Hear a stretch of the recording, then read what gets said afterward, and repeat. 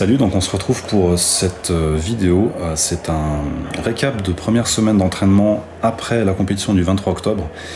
Il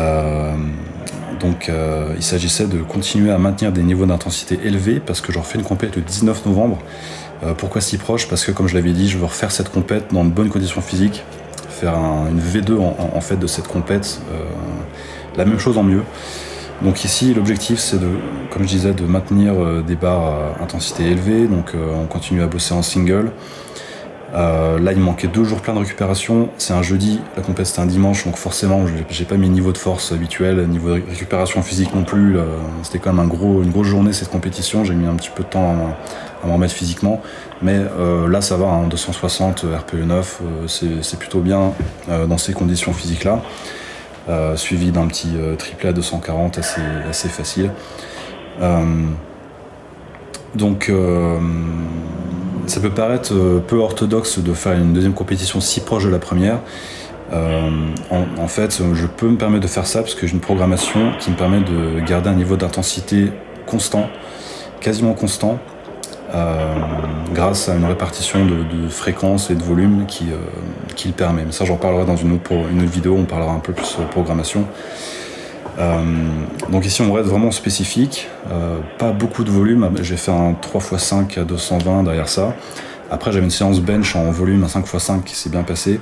Ici, donc du coup, justement, on enchaîne avec la séance bench lourd. Là, c'est le warm-up à 130 qui monte vraiment facile. Donc là, j'avais encore ces problèmes de récupération, de sommeil. C'était encore pas réglé, cette histoire d'insomnie. Là, je faisais vraiment des petites nuits de 5h, 5h30, si ce n'est moins. Donc c'était encore très compliqué.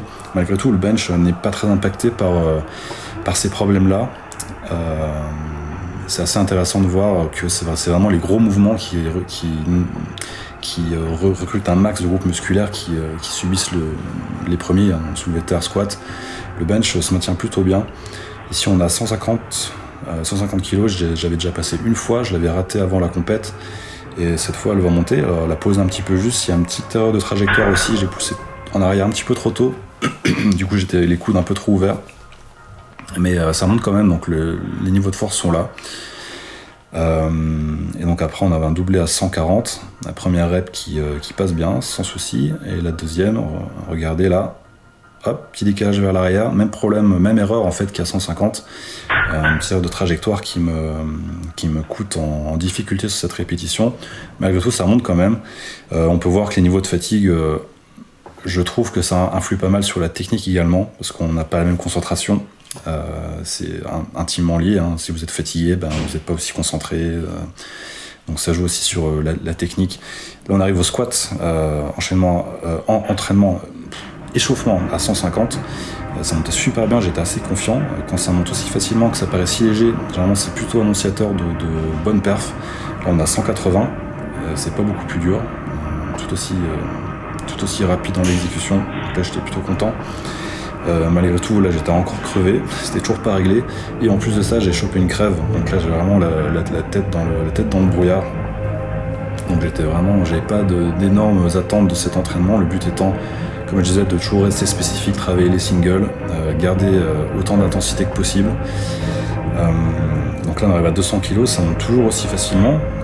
Là je pense que j'étais encore sous l'effet de la caféine, donc c'est quand même quelque chose qui aide à passer par-dessus la fatigue, le temps que ça dure, parce qu'après il faut bien gérer le timing avec la caféine, à la prendre au bon moment, pas trop tôt, pas trop tard non plus.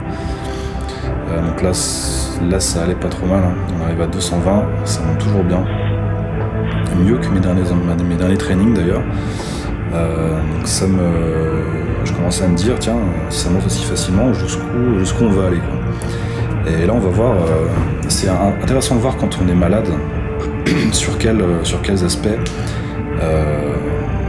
ça impacte en fait, sur quels aspects de la performance. Et ici on va voir une chose, c'est que dès qu'on s'approche du max en force, hein, on arrive vers mes barres max, là c'est 240, mon max c'est 260, donc on arrive dans les hauts pourcentages. Là en fait on se prend un stop assez rapidement, enfin du moins pour moi ça marche comme ça. Donc là après cette répétition je voyais un petit peu des étoiles et je sentais que ça servait à rien d'aller chercher plus que ça. Donc impact sur l'intensité maximale. Deuxième impact sur l'endurance musculaire. Là, regardez, c'est une série de 4 à 220. Donc ça monte bien, mais très vite ça chute parce qu'en fait je me sens raide. Je me sens raide de partout en fait. Je sentais même mes ischios là sur le squat. C'était assez inhabituel et assez déconcertant. Donc impact sur la force maximum, sur l'endurance musculaire, mais également sur le souffle, parce que là après 4 reps j'étais essoufflé comme pas possible. Donc voilà, donc même si les barres de chauffe légères passent comme si on était en forme en fait, ça veut pas dire que le reste se passera bien. Et là, encore une démonstration de l'impact sur l'endurance musculaire et le souffle. Là, c'est une série de 5 à 200. Normalement, même série de 5, ça va. Niveau cardio, endurance, c'est pas un problème. Mais alors là, après la première série, j'avais l'impression d'avoir couru un marathon. C'était assez terrible. Donc là, je savais pas combien de séries j'allais pouvoir faire derrière. J'avais pas envie de décharger parce que il faut que s'il y a une chose qu'il faut que je maintienne, c'est de l'intensité. Je peux pas me permettre de faire des séries à 60%, trop peu spécifiques. Donc j'ai réussi à en faire une deuxième derrière, une deuxième série de 5 à 200. J'étais vraiment éclaté après cette série, limite le vertige. Et je me suis dit j'arrête là, mais après un peu de repos, je me suis dit allez, on pousse un peu, on essaie d'en faire une troisième, on donne tout ce qui nous reste. Et j'ai réussi à aller au bout. C'était vraiment super dur, je sentais vraiment... C'était vraiment particulier de sentir tous ces muscles en fait, les quads, les ischios, même les mollets. J'étais vraiment en PLS là, c'était quelque chose. Donc on va chercher cette dernière rep au mental, purement au mental. Et là franchement j'ai cru que j'allais tomber dans les pommes. Le souffle, j'ai avoir le cœur à 200, la tête qui tourne. Il m'a fallu un petit moment avant de retrouver mes esprits, c'était assez terrible. Mais bon, le taf est fait, le volume est fait. Donc c'est ce qui comptait. Dans ces conditions, encore une fois, c'est ce que je pouvais pas espérer beaucoup plus que ça. J'en ai marre de dire à chaque fois ça en fait, ça devient quasi systématique.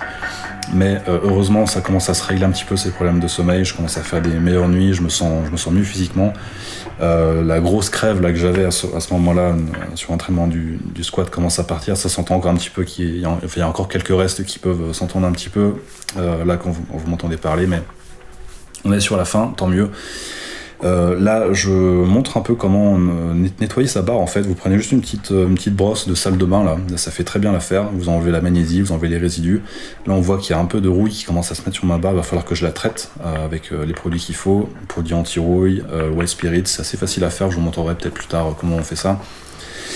Et puis voilà pour cette première semaine d'entraînement post-compétition. Et il va m'en rester encore 2. Avant la compète du 19 novembre, il faut que physiquement ça continue à remonter, mais je sens que ça va mieux, psychologiquement ça va mieux, physiquement ça commence à aller mieux aussi. J'ai eu des courbatures de malade mental après cette séance de squat, comme j'en avais pas eu depuis très longtemps.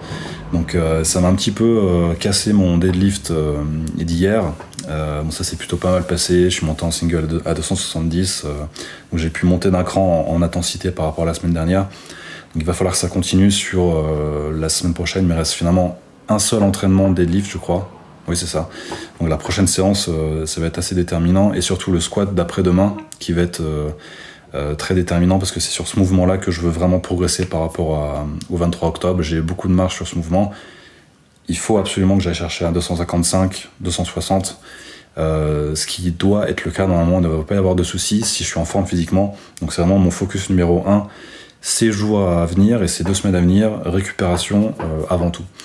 Et puis voilà, on se retrouve semaine prochaine pour un récap de deuxième semaine d'entraînement post-compétition à l'approche du 19 novembre. À très bientôt.